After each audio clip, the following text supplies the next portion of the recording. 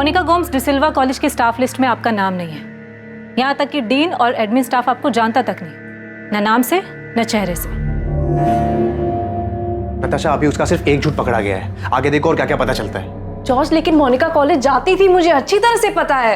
Even मुझे भी यही लगता था कि वो वहां पढ़ाती थी। इतने सालों से वो ऐसे कैसे झूठ बोल रही थी? सिर्फ यही नहीं, उसने और कई झूठ बोले। मुझे तो वो पॉल पर भी शक हो रहा है कि पॉल और मोनिका ने मिलकर किया है। पीटर अंकल सही थे।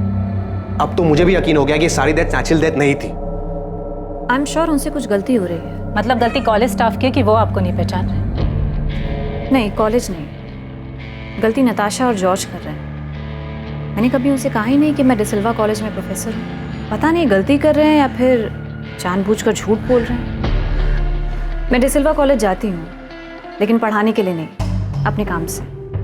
अपने काम से मतलब? मैं पढ़ने जाती हूँ।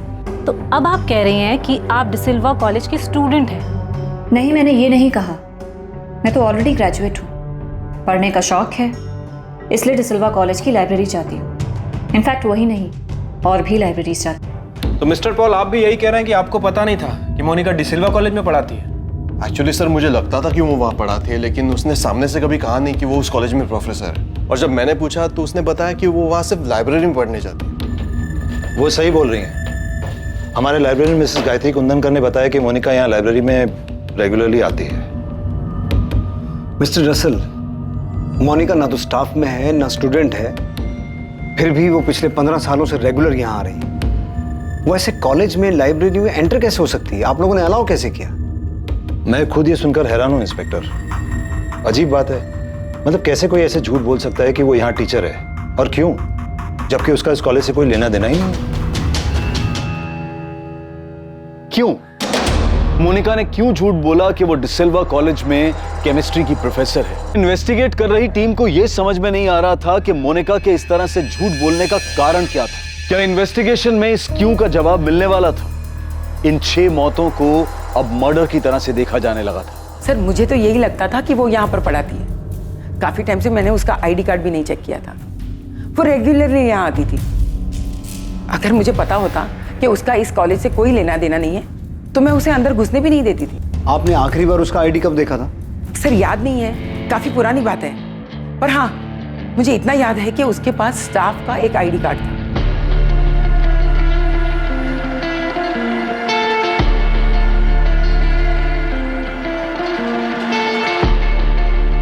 Good morning ma'am. मॉर्निंग।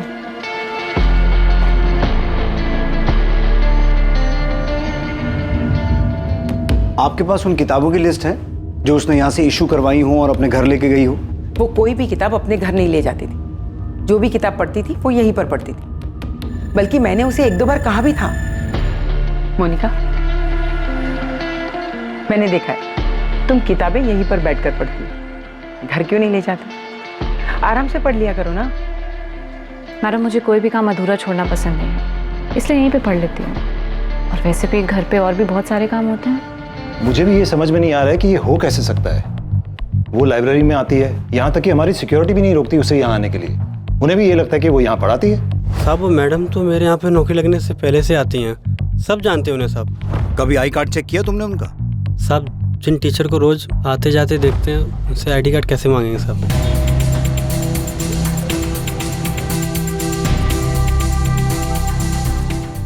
उसने अपनी फैमिली को अपॉइंटमेंट लेटर दिखाया है कि 2004 में उसे यहाँ असिस्टेंट प्रोफेसर की जॉब मिली। इंस्पेक्टर, उसने अपने फैमिली को जो भी कहा हो, मैं साबित कर सकता हूँ कि वो यहाँ टीचर कभी नहीं रही। पर ये कैसे पॉसिबल है? वो इतने आराम से कॉलेज में घुस जाती है, कोई उसका आई कार्ड चेक नहीं करता है, और ये काम वो पिछले 15 सालों से कर रही है।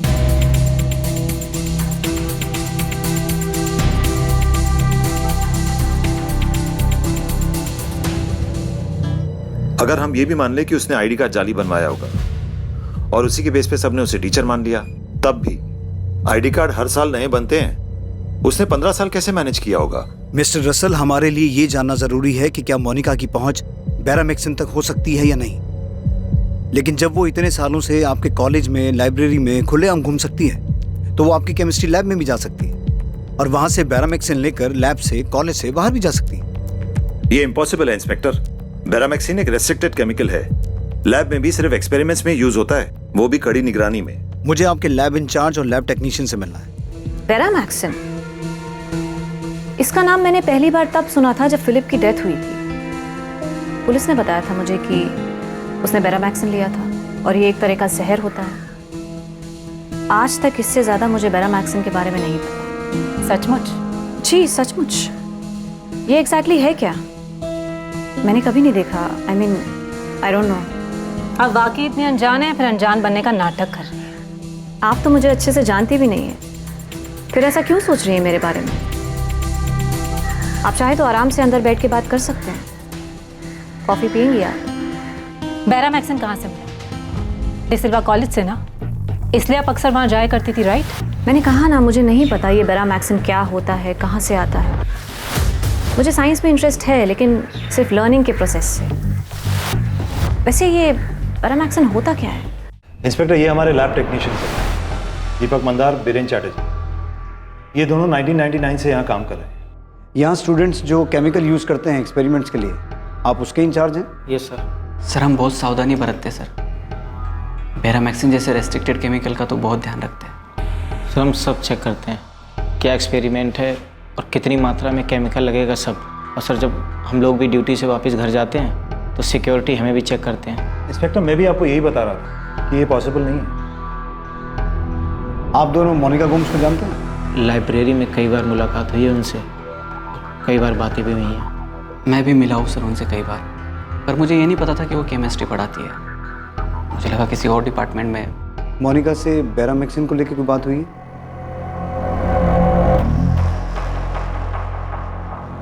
लाइब्रेरी में कई बार बातचीत हुई, डिस्कशन भी हुआ, लेकिन केमिस्ट्री से जुड़ी किसी चीज़ पर कोई बातचीत नहीं हुई सर। सर स्पेस साइंस पे मेरी कई बार बात हुई थी, पर केमिस्ट्री पे कभी बात नहीं हुई। बेरामैक्सिन को लेकर पक्का कोई बात नहीं हुई? पक्का सर। मुझे आपकी इस लैब का 2004 से लेकर अब तक का पूरा डेटा चाहिए, खास तौर पर बेरामैक्सिन का। 2004 से अब तक कितना आया, किस किस एक्सपेरिमेंट में कितना यूज़ हुआ, पूरा रिकॉर्ड। आप दोनों के पास 3 घंटे का टाइम है। 3 घंटे में मुझे पूरा डेटा चाहिए। मिस्टर रसल, मैं दीपक मंदार और बीरेन चैटर्जी को क्राइम ब्रांच बुला रहा हूँ इन्वेस्टिगेशन के लिए। इंस्पेक्टर, आप इन दोनों पे शक कर रहे हैं? ये दोनों हमारे पुराने स्टाफ मेंबर्स में से हैं। मिस्टर रसल, मोनिका के पति फिलिप के मामले में ये शक जताया गया था कि वो मर्डर था, क्योंकि उसकी बॉडी में बेरामैक्सिन के ट्रेसेस मिले थे। लेकिन ये साबित नहीं हो पाया कि बेरामैक्सिन आया कहाँ से था। उसके बाद 3 डेथ और हुई, पीटर फर्नांडिस, जेनिफर डिमेलो और रेचल डिमेलो। और फिलिप की डेथ से पहले उसके घर में 2 डेथ्स और हुई थी, उसकी माँ मारिया गोम्स और उसके पिता अल्बर्ट गोम्स। 6 डेथ्स जिन्हें नेचुरल डेथ मान लिया गया था, अब उन्हें मर्डर की नज़र से देखा जा रहा है, क्योंकि ऐसा शक है कि सबके मर्डर में बेरामैक्सिन का इस्तेमाल हुआ होगा। और इन सभी केसेस में हमारी प्राइम सस्पेक्ट मोनिका है। अब ये तो साबित हो चुका है कि मोनिका फर्जी तरीके से आपके कॉलेज में घुसी थी, और मुझे पूरा यकीन है कि मोनिका को बेरामैक्सिन आपके कॉलेज से ही मिला है। अब या तो उसने आपके कॉलेज की लैब से चुराया है, या फिर उसे ये आपके किसी टेक्नीशियन से मिला है, जिसने अनजाने में या फिर किसी लालच में आकर जानबूझकर उसे दे दिया।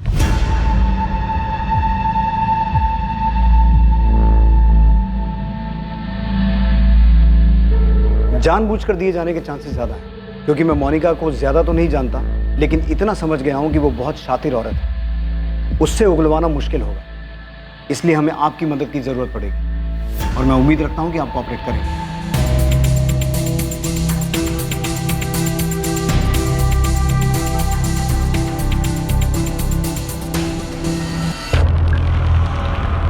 भरत, डिसिल्वा कॉलेज की केमिस्ट्री लैब का डेटा चेक करने के लिए फौरन एक टीम बनाओ। सारा डेटा जल्द से जल्द एनालाइज करो। ठीक है सर, एक टीम बनाकर काम पे लगा देता हूँ। फिलहाल ये केस हमारे लिए सबसे अहम है, बाकी सभी केसेस साइड पे रखो। सर मैंने पॉल से भी बात की है, उसका कहना है कि उसे पता ही नहीं था कि मोनिका डिसिल्वा कॉलेज में प्रोफेसर है। झूठ बोल रहा है पॉल, उसकी 6 साल की बेटी और वाइफ भी मरी है। उससे हमें सिर्फ मोनिका के बारे में नहीं, बल्कि ये भी पूछताछ करनी है कि इस सब में उसका क्या रोल है।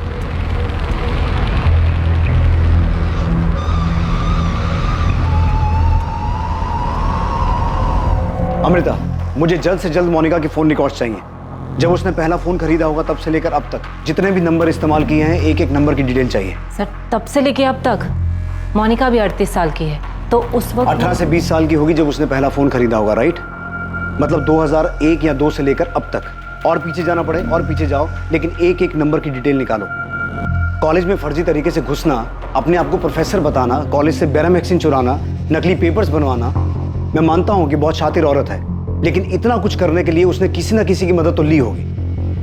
भरत, डिसिल्वा कॉलेज के डेटा पर टीम लगाने के बाद तुम्हारा अगला काम गांधीनगर एफएसएल से बात करना है, क्योंकि शायद फोरेंसिक से हमें ये पता चले कि जो 6 मौतें हुई वो नेचुरल थी या उन्हें जहर दिया गया था। मतलब फिलिप के अलावा वो 5 मौतें हैं जो पिछले 14 साल में हुई हैं। करेक्ट। और उसके तुरंत बाद तुम्हें मोनिका की हिस्ट्री भी निकालनी है। कौन है, कहाँ से आई, एक एक डिटेल चाहिए मुझे।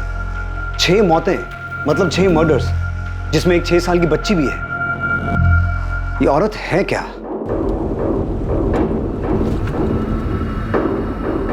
सर, अब मैं यकीन से कह सकता हूं कि जॉर्ज का मोनिका पे शक गलत नहीं है और पीटर फर्नांडिस का शक भी सही था। उसने बहुत कोशिश की, लेकिन शायद हमारी टीम से कहीं ना कहीं चूक हो गई, वरना जेनिफर डिमेलो और रेचल डिमेलो को बचाया जा सकता था। अब सर उन्हें बचा तो नहीं पाए, लेकिन न्याय तो दिलवा सकते हैं। और सर उसके लिए हमें Maria Gomes, Albert Gomes, Peter Fernandes, Jennifer D'Mello और रेचल डिमेलो की बॉडी को ग्रेव से बाहर निकालना होगा। तुम्हें लगता है एफएसएल को इन डेड बॉडी से कुछ हाथ लगेगा?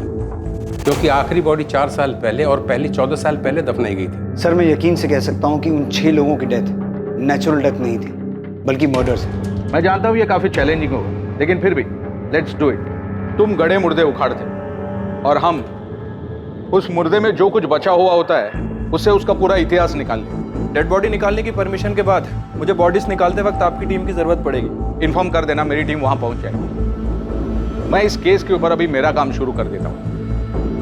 ये केस बहुत इंटरेस्टिंग होने वाला है। भावेश, मैंने तुम्हें एक नंबर भेजा है, जरा उसका पता लगाओ। ये एक नंबर है जो काफी टाइम से एक्टिव है। मैं जानती हूँ भावेश कि ये काम आसान नहीं है, लेकिन क्या करें, ये केस भी आर्कियोलॉजी के एक्सपेक्टेशन से कम नहीं है। अमृता जी, आप इस नंबर का 2003 से रिकॉर्ड मांग रहे हैं। ऊपर से इस नंबर पे जिससे बात हुई है उनका भी उतने साल पुराना रिकॉर्ड, और सर्वर में इतना डाटा मेंटेन थोड़ी होता है। अच्छा, जितना निकलता है उतना तो भेजो।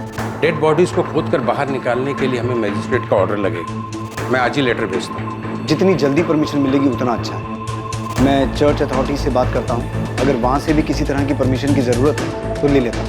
पर साथ साथ तुम्हें ये भी पता करना होगा कि मोनिका को बैरामैक्सिन मिला कहाँ से, क्योंकि अगर 14 साल पुरानी डेड बॉडीज से कुछ नहीं मिला तो हमें बैरामैक्सिन के सोर्स को ही ट्रैक करना होगा।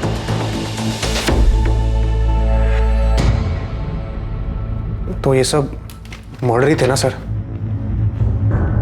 जॉर्ज, हम डिसिल्वा कॉलेज की केमिस्ट्री लैब का पिछले 15 साल से अब तक का रिकॉर्ड चेक कर रहे हैं, लेकिन ग्रेव्स में से डेड बॉडी को खोद के निकाल के उसमें से बैरामैक्सिन के बारे में पता करना आसान काम नहीं है। और अगर पता नहीं चल पाया कि जहर दिया गया था तो फिलिप की डेथ के अलावा बाकी सब की डेथ नेचुरल मान ली जाएगी।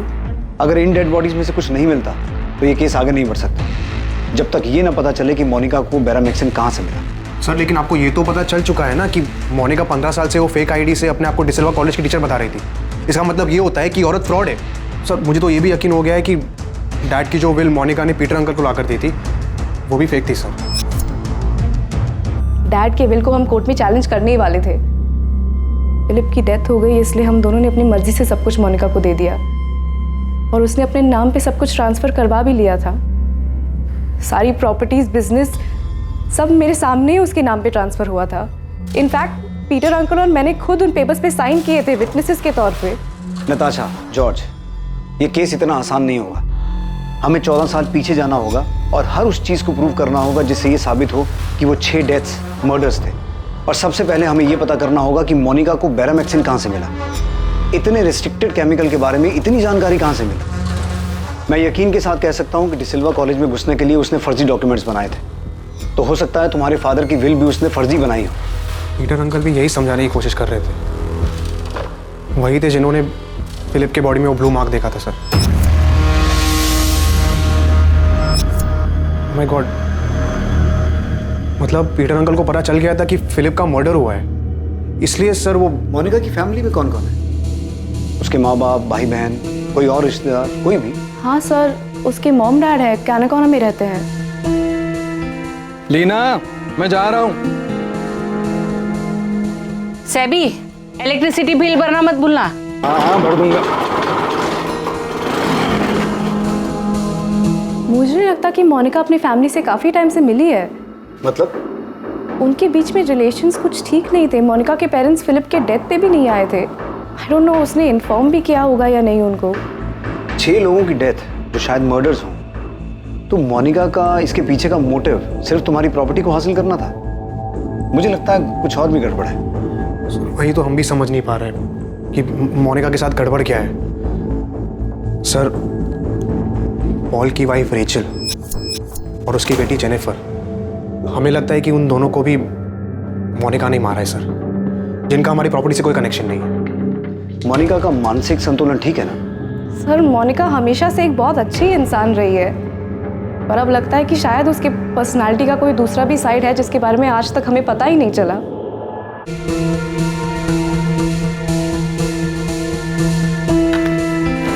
क्या हुआ पॉल?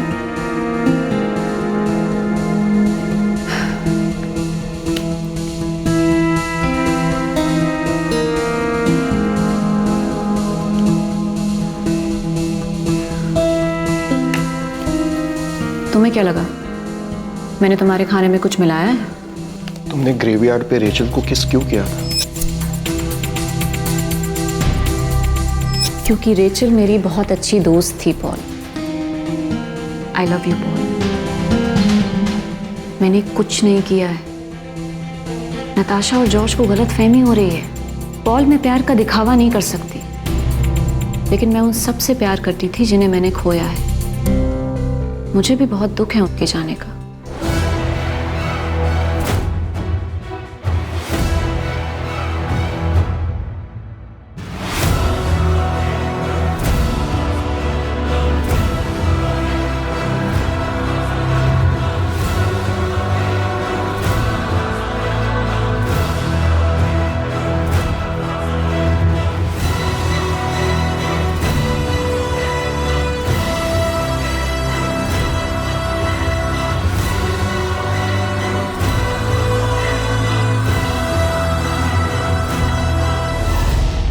क्राइम ब्रांच की स्पेशल टीम डिसिल्वा कॉलेज की केमिस्ट्री लैब का 2004 से अब तक का डेटा बहुत बारीकी से जांच रही थी कि बेरामैक्सिन कब कितनी मात्रा में आया और कहां-कहां इस्तेमाल हुआ।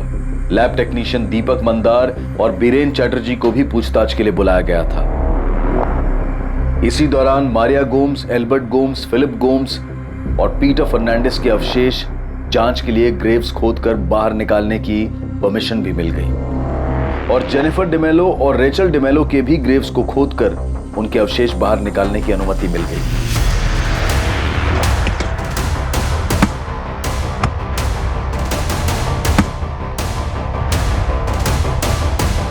सर, मोनिका के भी रीसेंट फोन रिकॉर्ड से पता चला है कि मोनिका के अपने फैमिली मेंबर नताशा और जॉर्ज के अलावा एक प्रशांत कदम नाम के आदमी से लगातार बातचीत रही है। एक ही नाम मिला है? जी सर। बहुत चालाक औरत है। एनीवे, प्रशांत कदम कौन है? सर पॉलिटिकल वर्कर है कलंगुट से। प्रशांत बहुत पॉलिटिकल वर्कर है, कलंगुट में पार्टी का काम देखता है, सॉलिड आदमी है, अच्छी पहुंच है उसकी।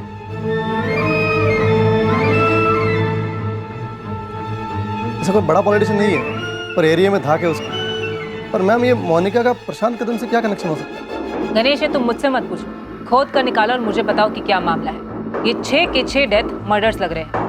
फिलिप के केस में तो तुम चूक गए थे, पर इस बार कोई गलती नहीं होनी चाहिए। सर, खबरी गणेश ने कलंगुट में अपने नेटवर्क से पता लगाया है कि मोनिका अपने फैमिली बिजनेस के सिलसिले में अक्सर प्रशांत कदम से मिलती रही है और उसके अलावा भी मिलती रही है। अलावा भी मतलब?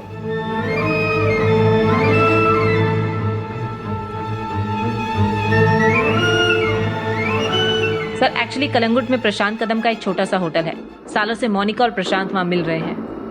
अब मोनिका को उठाकर पूछेंगे तो जाहिर सी बात है वो कहेगी ये बिजनेस मीटिंग थी, भले ही उसके प्रशांत कदम के साथ अवैध शारीरिक संबंध रहे। लेकिन हमारा उसकी पर्सनल लाइफ में कोई इंटरेस्ट नहीं है। लेकिन हमारे लिए ये जानना जरूरी है कि प्रशांत कदम उन 6 लोगों की डेथ या उनके मर्डर्स के बारे में कितना जानता है। उसे उठाकर सीधा सवाल करे तो? सीधा उठाकर सवाल पूछने की बजाय कोई दूसरा रास्ता ढूंढना होगा।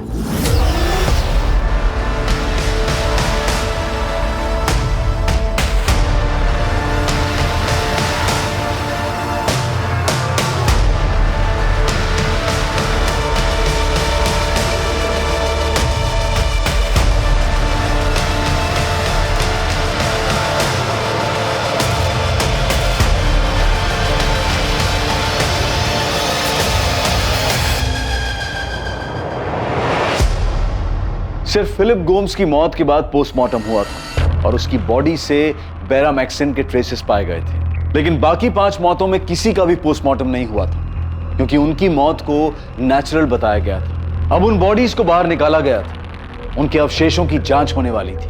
क्या इस जांच में कुछ सामने आने वाला था जिसकी पुलिस को उम्मीद थी? क्या इन सभी को भी जहर देकर मारा गया था? फोरेंसिक टीम के लिए भी इन सभी सवालों के जवाब ढूंढना आसान नहीं था। प्रफुल्ल, तुम अच्छी तरह जानते हो कि इतने सालों के बाद डेड बॉडी के नाम पर हमें सिर्फ कुछ हड्डियां, कुछ स्केलेटन मिलने वाली थी, और वही हुआ। लेकिन अच्छी खबर यह है कि हम उनका डीएनए हासिल करने में कामयाब हुए। अब उसी से हमें एनालिसिस करना होगा, उसी से पता करना होगा कि जहर दिया गया था या नहीं। मुश्किल है, हाँ, पर नामुमकिन नहीं। गिरीश जी, आपने कहा नामुमकिन नहीं है, मतलब मुमकिन है। पता चल सकता है कि इनको जहर दिया गया था। इनकी मौत भी बैरामिक्सिन की वजह से हुई है। एग्जैक्टली। लेकिन मुझे थोड़ा टाइम दो, टेस्ट बहुत कॉम्प्लिकेटेड होने वाली है, लेकिन हम जरूर पता लगा लेंगे कि जहर दिया गया था या नहीं। थैंक यू गिरीश जी, आप टाइम लीजिए, लेकिन जितना जल्दी हो सके रिपोर्ट दीजिए प्लीज। सर, आप बार बार हमें यहाँ बुला लेते हैं। हमें जो पता था हम आपको सब बता चुके हैं। अब सर, बार बार परेशान करने से हम आपको कुछ नया तो बता नहीं देंगे। सर, हमने सच में कुछ नहीं किया है सर। हमको नहीं मालूम मोनिका को किसने बैरामेक्सिन दिया, कहाँ से दिया, कुछ नहीं मालूम सर। लेकिन हमें तो कुछ और ही पता चला है। बैठो। वैसे आप लोगों को पता है ना कि हमारी एक टीम आपकी लैब का 2004 से लेकर अब तक का बैरामेक्सिन का रिकॉर्ड चेक कर रही थी। उसमें ये सामने आया है कि 2005, 2007, 2010, 2012, 13 और 2015 में आपकी लैब से बैरामेक्सिन गायब हुआ है। और ये वही 6 साल हैं जब गोम्स फैमिली और डिमेलो फैमिली में डेथ्स हुई थी। मैं बिल्कुल नहीं मान सकता सर। सर, बैरामेक्सिन लैब से आज तक गायब हुआ ही नहीं है। हुआ है, और हमें यह भी पता है कि कब हुआ और कितना हुआ।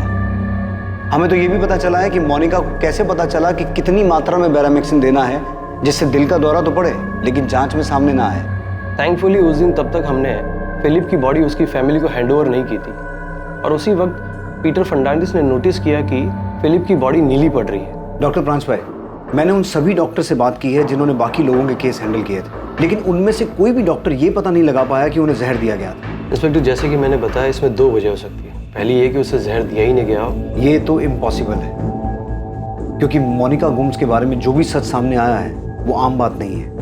वो बहुत शातिर औरत है और उसने बड़ी चालाकी से ये मर्डर्स किए हैं। दूसरी वजह यह है कि मोनिका ये अच्छी तरीके से जानती है कि किसी इंसान को हार्ट अटैक आने के लिए कितनी मात्रा में बैरामेक्सिन डोज दिए जाते हैं, और जिससे कि वो डिटेक्ट भी ना हो।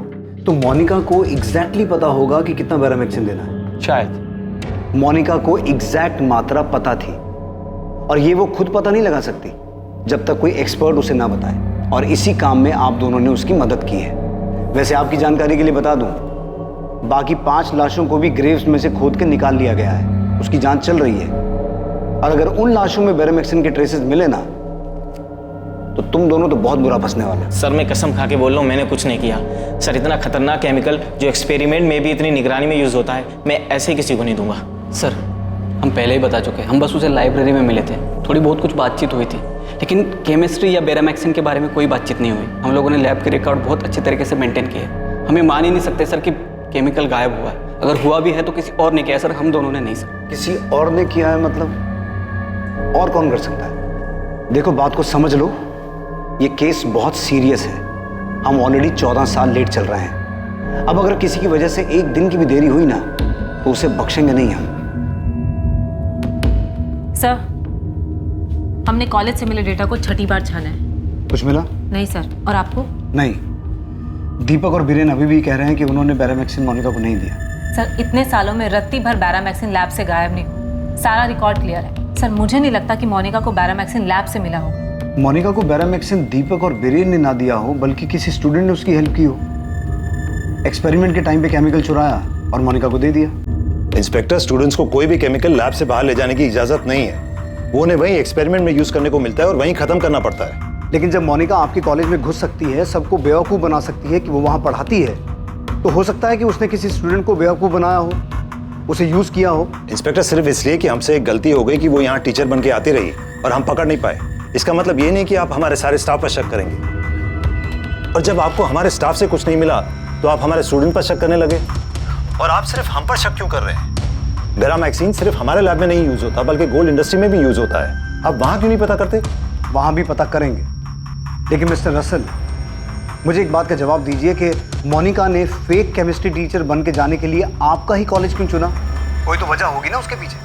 आप उन सभी ईयर्स के स्टूडेंट्स को चेक कीजिए जिन सालों में ये डेथ्स हुई हैं। मैं यकीन के साथ कह सकता हूँ कि मोनिका आपके कॉलेज किसी खास मकसद से आई थी। ओके। अमृता। Yes sir. हमें फोरेंसिक से सभी डिटेल्स मिल जाएंगे। अगर ये पता चलता है कि इन सबको जहर दिया गया था तो ये सभी नेचुरल डेथ के केसेस मर्डर केसेस में तब्दील हो जाएंगे। लेकिन मर्डर को साबित करने के लिए, अपराधी तक पहुंचने के लिए हमें हर हाल में ये पता लगाना होगा कि बैरामेक्सिन आया कहाँ से। सर प्रशांत कदम को उठाएं, उससे पूछताछ करें। उठाते हैं प्रशांत। भरत कहाँ है? सर वो मोनिका के मम्मी पापा से मिलने कैना कोना गए। मुझे कैना कोना में मोनिका के पेरेंट्स के घर का एड्रेस मिल गया है। मैं थोड़ी देर में वहाँ पहुँच जाऊँगा। खबरी गणेश ने मेरी मधुकर सावंत से बात करवाई है। वो मोनिका और उसकी फैमिली को बचपन से जानता है। थोड़ी देर में उनसे बात करने वाला हूँ। गुड, मुझे यही पता करना था। भरत, पहले मधुकर से बात करो। फिलहाल मोनिका के माँ बाप से कुछ पूछताछ मत करना, वरना मोनिका अलर्ट हो जाएगी। मम्मा। यस बेटा।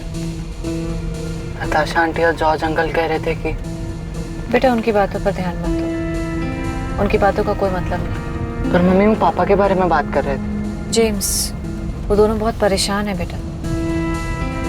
तुम टेंशन मत लो, मैं उनसे बात करती हूँ, उनकी परेशानी दूर कर दूँगी।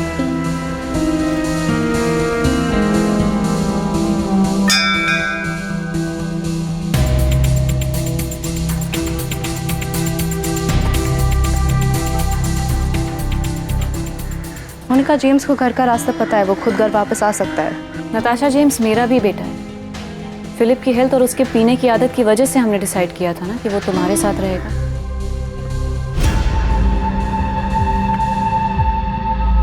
नताशा, तुम और जॉर्ज जो कर रहे हो ना मेरे साथ, वो ठीक नहीं है। और जो तुमने किया वो सही था।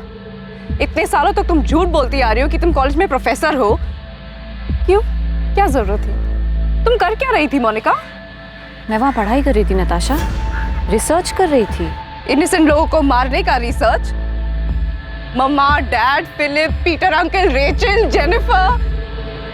मोनिका, तुमने इन सबको मार दिया। तुमने ये सब कुछ अकेले किया या पॉल ने भी तुम्हारा साथ दिया सब पे? जॉर्ज कहाँ है नताशा? लिसन मोनिका, जॉर्ज वापस लंदन चला गया, तुम उसको छोड़ो। तुम मेरे सवाल का जवाब दो। वापस चला गया? एक बार मुझसे मिलने तक नहीं आया। तो तुमसे डर लगता है? और मुझे भी। ओ हेलो मोनिका, मैं तुमसे कुछ पूछ रही हूँ। बाय नताशा।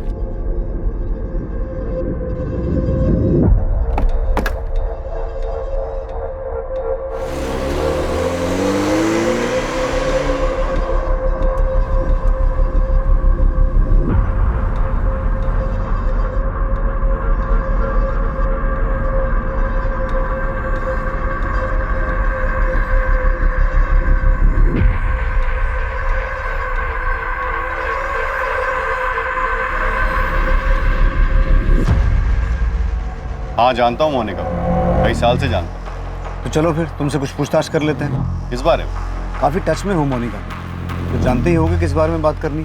वैसे तुम्हारे पार्टी प्रमुख से बात हो गई। अगर इस सब में तुम्हारा कोई हाथ है तो हम तुम्हें अरेस्ट कर सकते हैं।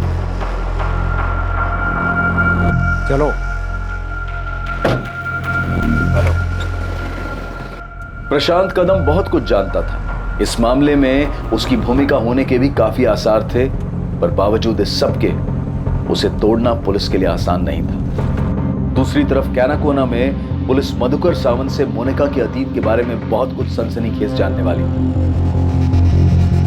आइए मधुकर।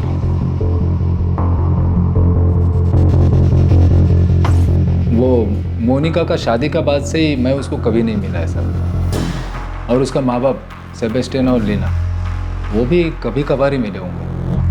मधुकर जी, हमें एक मामले में मोनिका गोम्स पे शक है और इसी वजह से मैं यहाँ तक आया। ये गणेश बताया मेरे को। सब मधुकर जी बता रहे थे कि बड़ी अजीब हिस्ट्री है इस मोनिका गोम्स की। कैसे हिस्ट्री? साहब वो स्कूल के टाइम से ही बहुत लफड़ा करती थी, अजीब बर्ताव था उसका। मोनिका, पैसे कहाँ हैं? पैसे कहाँ हैं मोनिका?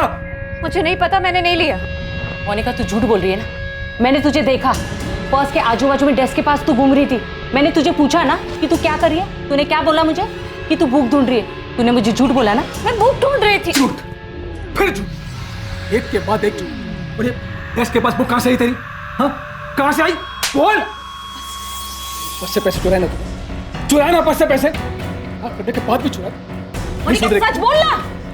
नहीं सुधरेगी। बोल, चुराएगी पैसे? चुराएगी? करेगी चोरी? मैं पूछती हूँ। मोनिका, सच बोलना, तूने चुराए पैसे? मोनिका की चोरी की आदत के कारण वो हर रोज ही सेबेस्टियन से मार खाती। और ये बात पूरे कॉलोनी को पता थी। अपने फादर के पर्स से पैसे चुराने की आदत को आप उसकी क्रिमिनल हिस्ट्री बता रहे हैं? सिर्फ पर्स से पैसा चुराने का बात नहीं है ना सर, वो स्कूल में एक लड़के का ज्वेलरी भी चुराया था उसने। स्कूल ने सेबेस्टियन को बुलाया भी था। उस रात तो सेबेस्टियन ने बहुत मारा था। क्यों मोनिका, क्यों क्यों करती है ये सब? अरे कितनी शर्म आई मुझे सबके सामने जब तूने मेरी बेइज्जती करवाई। अरे सुधरती क्यों नहीं है? सैमी बस करो। लीना तू घर छोड़। इतना मार दो इसको मार मुझे। अरे आज मैं इसको ऐसा सबक सिखाऊंगा ना, सेबेस्टियन चोरी करने का सोचेगी भी नहीं। नहीं है सेबेस्टियन, उसको कितना लगा है देख। नहीं, हाथ में चोट लगी है, उसका हाथ टूट गया है। अरे बहुत तो क्या अरे कहाँ से सीखा ये सब? मोनिका मैंने प्लास्टर कर दिया है, इसे ठीक होने में टाइम लगेगा। सोते समय ध्यान रखने पे दबाव मत पड़े और इसे खोलना मत। उस रात तो सेबेस्टियन ने मोनिका को इतनी बुरी तरह मारा तो उसका हाथ फ्रैक्चर हो गया। मोनिका क्यों करती है तू ऐसा? क्या जरूरत थी तुम्हें उस लड़के की ज्वेलरी चुराने की? हाँ देख बेटा, अब भी टाइम पे सुधर जा, वरना बहुत पछताना पड़ेगा। मोनिका बेटा, हाथ कैसा है अब तेरा? पहले से दर्द कम है ना? ले हल्दी वाला दूध पी ले। उस रात मैंने और मेरी बीवी ने उसको बहुत समझाने की कोशिश की। देख बेटा, तेरा डैड बहुत ईमानदार आदमी है, उसूल का एकदम पक्का है वो। उसूलों की वजह से ही डैड गरीब है अंकल। अरे ऐसे नहीं बोलते, उसी की ईमानदारी की कमाई से तेरा घर चल रहा है ना? सिर्फ घर ही चल रहा है ना आंटी, 2 टाइम का खाना मिल रहा है बस। चोरी करना जुर्म है, क्राइम है।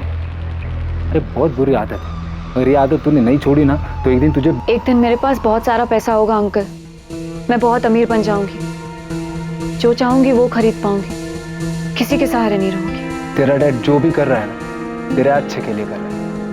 हमने उसको अपनी तरफ से बहुत समझाया, उसका माँ बाप ने भी उसको समझाया। देखकर ऐसा लगने लगा था कि वो सुधर गई, खास करके फिलिप से शादी के बाद। हालांकि सब लोग हैरान थे कि इतना अमीर घर का लड़का फिलिप को ये मिडिल क्लास लड़की मोनिका से प्यार कैसा होता। हाँ पर एक ऐसी शादी थी साहब जिससे सारा कॉलोनी खुश था।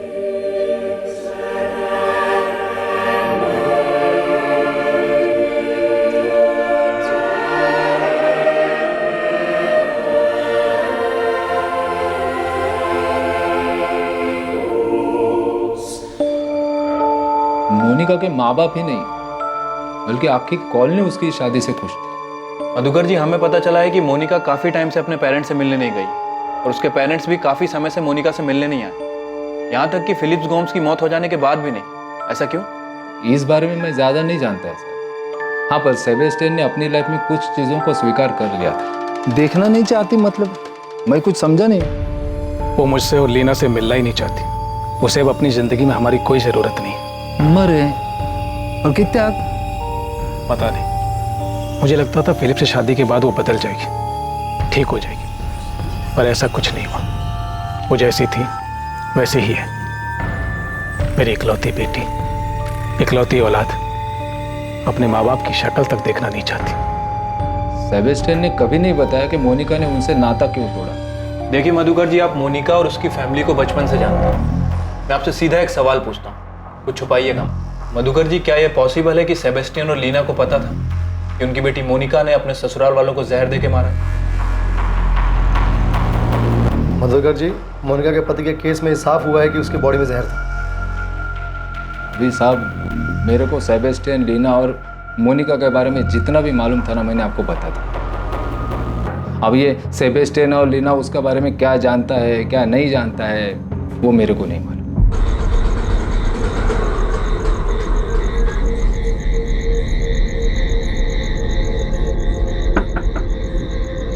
ऐसा कोई ना कोई तो जरूर था जो इन 6 लोगों की मौत और उनके मर्डर होने के बारे में जानता था। गोम्स परिवार में हुई हर एक मौत, यहां तक कि जेनिफर और रेचल की मौत, इस सब के बारे में कोई तो था जिसे जानकारी थी। 14 सालों तक स्वाभाविक मौत के नाम पर छुपी इन 6 रहस्यमयी हत्याओं में से एक शातिर षड्यंत्र की बू आ रही थी और इस षड्यंत्र की जानकारी एक नहीं बल्कि कई लोगों को थी। पैरामैक्सिन, ये क्या होता है? मेरे को तो मालूम ही नहीं। तू मोनिका को 2003 से जानता है ना, जब वो शादी करके आई थी। मैं मोनिका से पहली बार अपनी केलंगूट वाली शॉप में मिला था, तब से ही दोस्ती है। दोस्ती से ज्यादा ही है। तुमने जो पता किया है वो सच है। हम दोनों का फिजिकल रिलेशन है, वो उसकी भी जरूरत है और मेरी भी, तो चल रहा है। पर उसने अपनी फैमिली में किसी का मर्डर किया है, ये बात मैं नहीं मान सकता। उसका अच्छा दोस्त है ना तू, तो ये भी जानता होगा कि मोनिका फर्जी आईडी बनाकर डिसिल्वा कॉलेज में केमिस्ट्री टीचर बन के घूम रही है। मेरे को इतना मालूम है कि उसे पढ़ने का शौक है। अब वो वहाँ स्टूडेंट है या टीचर, ये मालूम नहीं। प्रशांत कदम, मोनिका अकेले इतनी बड़ी धोखाधड़ी और 6 मर्डर्स नहीं कर सकती। तो आपको क्या लगता है मैंने उसकी मदद की है? मैंने अपने एरिया केलंगूट में छोटे मोटे झगड़े किए हैं, बल्कि अब तो वो सब भी छोड़ दिए। मर्डर तो बहुत दूर की बात है। मेरे को इलेक्शन लड़ना है, नेता बनना है, मैं काहे को ये बेकार के झगड़ों में पड़ूंगा। दोस्त, नेतागिरी तो तू भूल जा, क्योंकि तू नहीं बताएगा तो भी हम पता तो करेंगे और तुझे तेरी असली जगह पर पहुंचाएंगे। जब मेरा कोई इन्वॉल्वमेंट ही नहीं है इसमें, तो मैं क्यों डरूं? करो आपको जो करना है। प्रशांत से हर दिन पूछताछ हो रही थी। पुलिस के सवाल उसका पीछा नहीं छोड़ रहे थे। हर दिन उसे पूछताछ के लिए पुलिस स्टेशन बुलाया जाता था। अलग अलग पुलिस वाले अलग अलग तरीके से उससे पूछताछ करते थे। आखिरकार प्रशांत कदम के टूटने के संकेत मिलने लगे थे। यकीनन प्रशांत कदम के पास पुलिस को देने के लिए ढेरों जानकारियां थी, पर वो पुलिस के सामने घुटने नहीं टेक रहा था। दूसरी तरफ पुलिस लगातार मोनिका पर नजर बनाए हुए थी। पुलिस ने मोनिका पर 24 घंटे निगरानी रखी थी।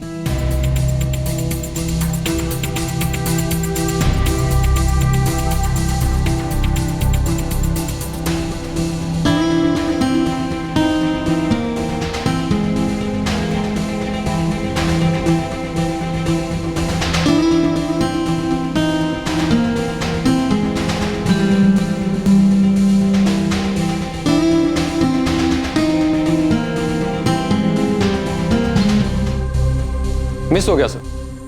जब तक मैं वहां पहुंचता उससे पहले किसी और ने पीसीओ इस्तेमाल कर लिया था, इसलिए सर रीडायल करने का कोई मतलब नहीं बनता था। लेकिन शरद, ये तो कंफर्म है ना कि मोनिका ने वहां से किसी को फोन किया और उसकी बात भी हुई? हाँ सर, पूरे 2 मिनट तक बात हुई।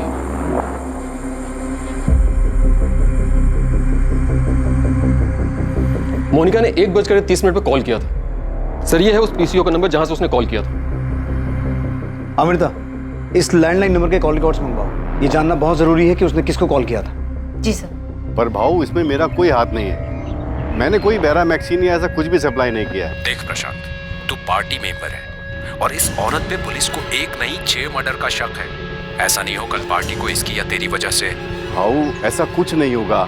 मेरा ये मर्डर में कोई हाथ नहीं है। तो जिसमें भी तेरा हाथ है, तूने उसकी जो भी जिस भी तरह की मदद की है, जाके पुलिस को बता दे।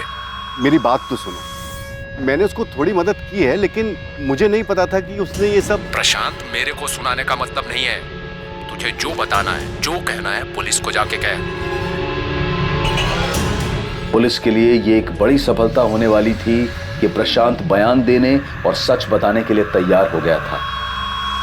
वो जुर्म जिसकी शुरुआत 14 साल पहले हुई थी, अब अपने असली चेहरे के साथ सामने आने वाला था।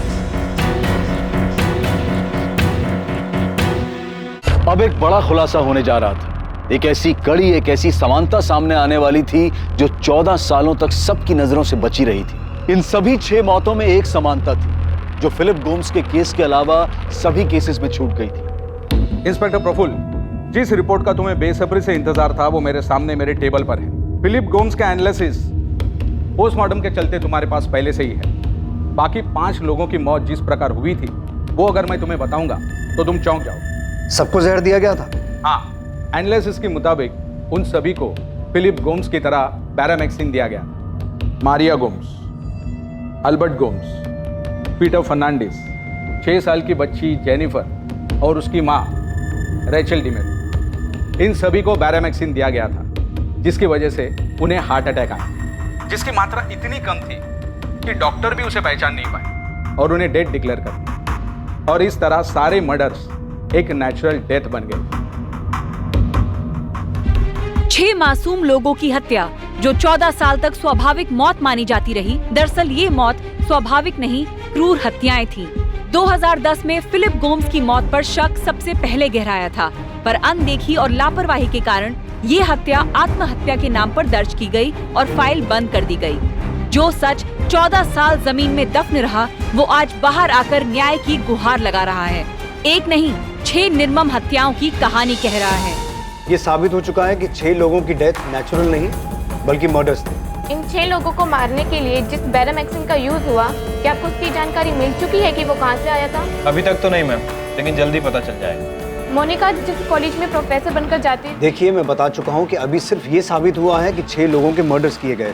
क्यों हुए, किसने किए, कैसे किए, ये सब पता लगाना अभी बाकी है। हमारे पास कुछ लीड्स हैं, लेकिन फिलहाल वो लीड्स आपके सामने नहीं रख सकते। प्रशांत कदम, तेरा खेल और पॉलिटिकल करियर दोनों खत्म। सजा कम करवाने का एक मौका दे रहा हूँ। हमें पता तो चल चुका है कि मोनिका का इन मर्डर्स में साथ तू नहीं दिया था, बैरामेक्सिन तू न ला के दिया था। साहब, मैंने उसकी मदद नहीं की। मुझे तो सुनकर खुद शौक लगा था कि उसने 6 लोगों को मारा है। सच्ची बोल रहा हूँ साहब, मेरे को आइडिया नहीं था कि उसने किसी को मारा है। हेलो, कौन बोल रहा है? कौन तुमने किया है? तुम बताओ कौन बोल रही हो? असिस्टेंट सब इंस्पेक्टर अमृता बोल रही हूँ। 6 दिन पहले मोनिका गोम्स ने तुझे पीसीओ से कॉल किया था ना? 1 सेकंड पहले तो तू बहुत फैल रहा था, ये अचानक तेरी बोलती क्यों बंद हो गई? मोनिका गोम्स को जानते हैं? जी जानता हूँ मैं उसे। नाम क्या है तेरा? लॉरेंस। खाली लॉरेंस, आगे पीछे कुछ नहीं है? Kevin Lawrence. केविन, तू मोनिका गोम्स को कैसे जानता? मेरे को बैरामेक्सिन के बारे में तो कुछ मालूम नहीं, पर मैं आपको कुछ और बता सकता हूँ। पर मेरे को मालूम नहीं कि उनका इन मर्डर से कुछ लेना देना है कि नहीं। प्रशांत, अपने भेजे का इस्तेमाल कर। मोनिका नहीं बोल रही है तो तू बोल, तेरे पास मौका है। जो जानता है बक दे, वरना दोस्त इतना तोड़ेंगे ना, तुझे बोलना तो पड़ेगा। तू 24 घंटे हमारी निगरानी में, इसलिए भागने की सोचना भी मत। तेरे लिए यही अच्छा होगा कि तू खुद दोना पोला क्राइम ब्रांच में आके रिपोर्ट कर, वरना हम तुझे उठा लें, समझा? अब तक जो सच सामने आए थे वो पूरी तरह से अविश्वसनीय थे, लेकिन अभी और भी रहस्य थे इस केस के, और भी खुलासे होने बाकी थे। ये वो 6 दर्दनाक भयानक हत्याएं थी जो 14 साल पहले से घट रही थी। इस दर्दनाक भयानक केस में सबसे हैरान करने वाली बात यह थी कि हत्याओं की इस श्रृंखला को रोका जा सकता था। ये हत्याएं कभी नहीं होती। ये सब हत्याएं और वो खुलासे जो होने बाकी हैं, जब उनका सच सामने आएगा और ये पता चलेगा कि ये सब क्यों, कैसे और किसने मिलकर किया था, तो सिर्फ पुलिस इन्वेस्टिगेशन में नहीं बल्कि पूरे देश में हड़कंप मचने वाला था। जॉर्ज, ये केस बहुत सीरियस हो गया है। मुझे लगता है तुम्हें गोवा आ जाना चाहिए। हाँ नताशा, मैं आ रहा हूँ। मोनिका ने पुलिस को कुछ बताया? अभी तक तो नहीं। मुझे तुम्हें कुछ बताना है जो मैंने तुम्हें आज तक नहीं बताया। क्या बताना है नताशा?